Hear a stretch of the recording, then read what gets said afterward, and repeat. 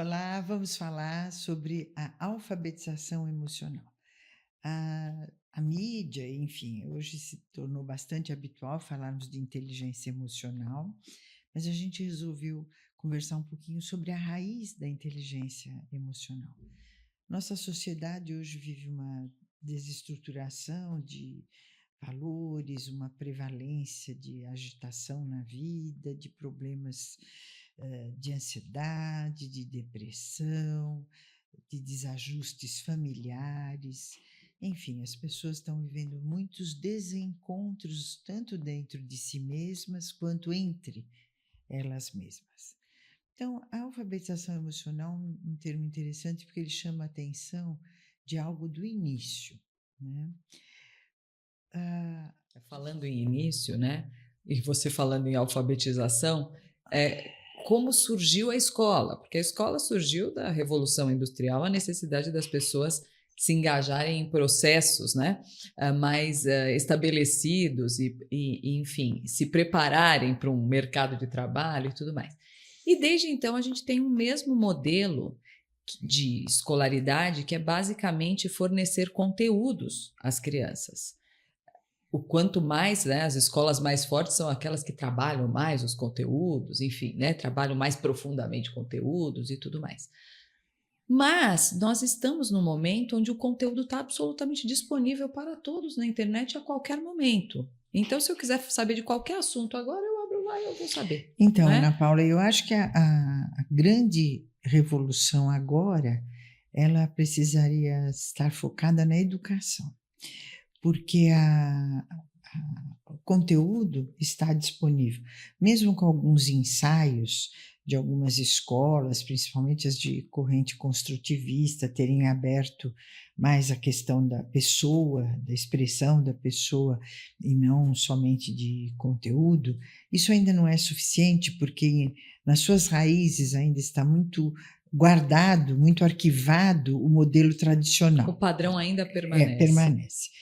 Ah, a alfabetização emocional, ela é urgente. Eu considero Urgentíssima. outro ponto, como a gente tem trazido aqui, de reflexão, para pararmos e nos determos, assim, naquilo que é transmitido tanto dentro da família como nas escolas, em relação à interação com o outro. Uhum. Na medida que a escola tradicional, vamos dizer, preza pelo conteúdo, e isso também repercute nas famílias como um fato de ansiedade, né, que chega, que eles precisam ajudar o filho a dominar os conteúdos, a tirar as notas, não ficar de recuperação.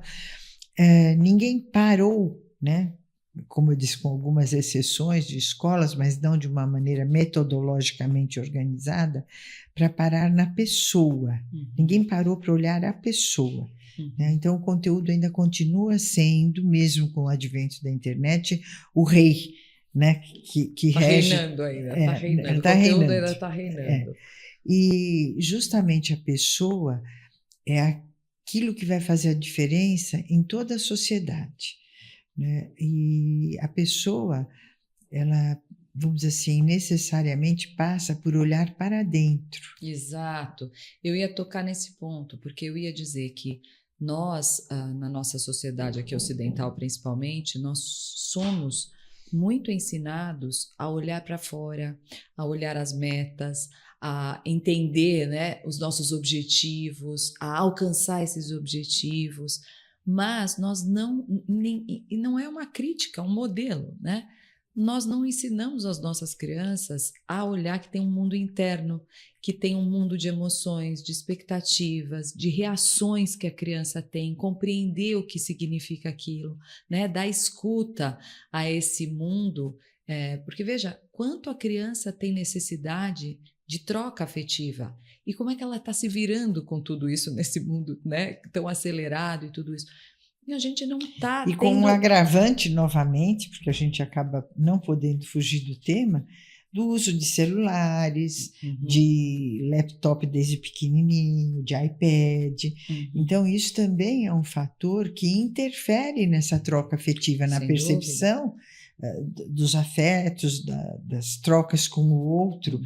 E vida, vamos dizer, mecanizada que é pela via da internet, os jogos que se repetem, muitas vezes a criança fica vendo os mesmos desenhos, os mesmos temas, né, apenas com pouquíssimas roupagens diferentes, leva a criança assim a um ensurdecimento das comunicações afetivas, Sem da dúvida, expressão, sem dos dúvida. valores, né, de tudo aquilo que está implícito nas atitudes que os pais tomam, que a escola toma, e que a criança também vai precisar aprender a ter atitudes coerentes, vamos dizer, tanto em relação a si própria, desde pequenininho, como em relação aos outros, porque isso vai nascendo da própria experiência, da própria troca.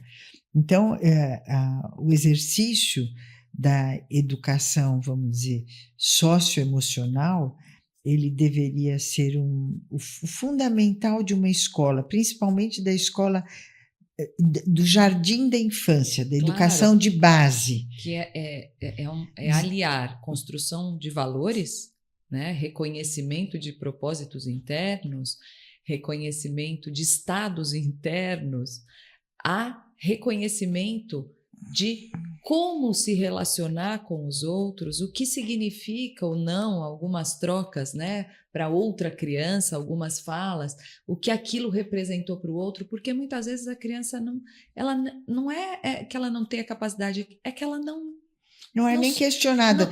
não tem Uma condição de se simples atentar pergunta: àquilo. você gostaria que fizessem isso com você? É uma Uhum. perguntinha muito simples, que se os pais puderem perguntar, pode despertar na criança o sentimento. O que ela Claro, sentiria claro. se fizessem isso com ela. E quanto nós estamos precisando desenvolver empatia, não é? Uhum. Nós estamos num momento da nossa, principalmente acho que aqui no Brasil e em São Paulo, onde a gente precisa pensar como é importante desenvolver empatia, a compaixão, a compreensão do que é importante para o outro, né? Que o outro é como eu sou como o outro é como eu, somos seres humanos. Então, começar a desenvolver esse olhar que é preciso ajudar. A gente ajuda tanto a ver tantas situações do mundo externo, por que não ajudar a criança a olhar um pouco mais esse mundo interno? E a gente vê que, por exemplo, pós-pandemia, o evento do bullying nas escolas, ele aumentou dimensionalmente, né? Então, talvez o período, a gente tenha essa hipótese que as crianças ficaram muito isoladas em casa e muito dependente de telas, porque houve isso também, né, na pandemia. Hoje a gente colhe um fruto onde o bullying e a agressividade nas escolas tem sido uma tônica. E as próprias escolas comentam, né? Nós temos contato com muitas escolas, têm comentado desses eventos até mais violentos dentro da escola entre alunos. Por isso né? é tão importante o valor da educação infantil, como você estava dizendo, né? De poder trabalhar com essas crianças esses valores que são a base de uma troca humana de respeito no futuro, não é? Consigo mesmo e com os seus Por próximos, isso que claro. esses programas, vamos dizer, ao lado do desenvolvimento das habilidades cognitivas, motoras, que fazem parte das programações, o desenvolvimento socioemocional, ele deveria ser um dos focos, né? Não só o das habilidades, mas por quê? Não é uma crítica às escolas, é como a gente estava dizendo, é assim, é o sistema que foi assim estabelecido. As escolas se ocupam muitas vezes da sociabilidade, trocou o brinquedinho, não trocou, né? Mas ter uma formação, talvez, dos professores inovadora, nesse sentido, deles poderem estar atentos aos movimentos emocionais que estão regendo aquela criança. Eles não vão ser psicólogos, não é essa a função da escola. Mas na medida que se puder considerar cada criança como uma pessoa, e não só como um aluno, vamos para tentar ampliar o leque, né, da percepção. Isso vai ajudar muito o professor e o educador a se focar como é que ele vai poder lidar. Mas ele precisa de uma formação, porque esses aspectos, vamos dizer, que a gente está chamando aqui de socioemocionais, eles nunca foi um objeto da formação dos educadores. Muitas escolas têm como premissa, dar uma atenção a isso, mas é um programa também. Agora, sensibilizar o professor para ele poder observar esses aspectos e ter as habilidades para poder lidar, é uma formação de educadores muito importante na prevenção de problemas sociais, na prevenção de violência, enfim, na prevenção de uma vida futura mais estável e mais saudável para essas crianças. A gente tem, eu acho que esse movimento que nós aqui da equipe da CARI temos feito de começar a fazer reflexões sobre as questões sociais é muito importante, porque a gente tem que ter a gente tem que se irradiar para a comunidade, Claro. Né? E trazendo o que a gente tem visto pós-pandemia, tornou-se um problema de saúde pública. Claro, Né? claro. De futuro. Eu vejo uma necessidade de mudança de paradigma. É mais do que vamos incluir algo importante. Não, vamos mudar o paradigma. Por quê? Porque a escola ou os pais têm que estar tão mais preocupados com a performance e se o aluno tirou nota e premiar o aluno que foi bem, e não premiar o aluno que teve uma atitude construtiva, que teve uma atitude de respeito, que teve empatia com seu colega, que demonstrou solidariedade para o próximo.